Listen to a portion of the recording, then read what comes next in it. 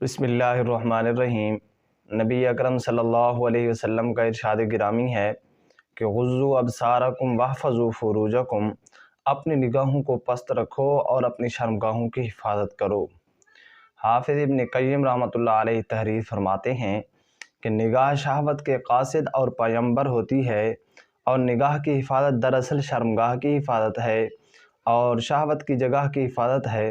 جس نے نگاہ کو آزاد کر دیا اس نے گویا کہ وہ ہلاکت میں خود کو ڈال دیا۔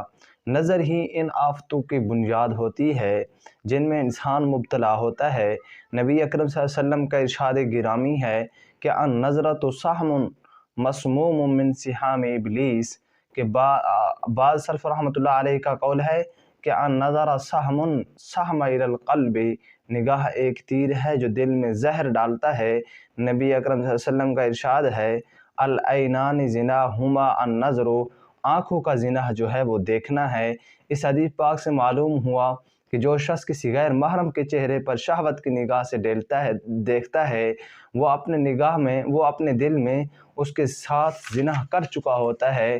زلیخا اگر حضرت یوسف علیہ السلام کے چہرے پر نظر نہ ڈالتی تو جذبات کے ہاتھوں بے قابو ہو کر گناہ کی دعوت نہ دیتی۔ چند لمحوں کی بے تابی نے اس کے رسوا کن قول کا تذکرہ قرآن مجید میں کرا دیا۔ بے حیائی والے کام کی نسبت قیامت تک اس کی طرف ہوتی رہے گی۔ عبرت حاصل کرنی چاہیے بد نظری کی رسوائیاں کتنی بڑی اور کتنی بری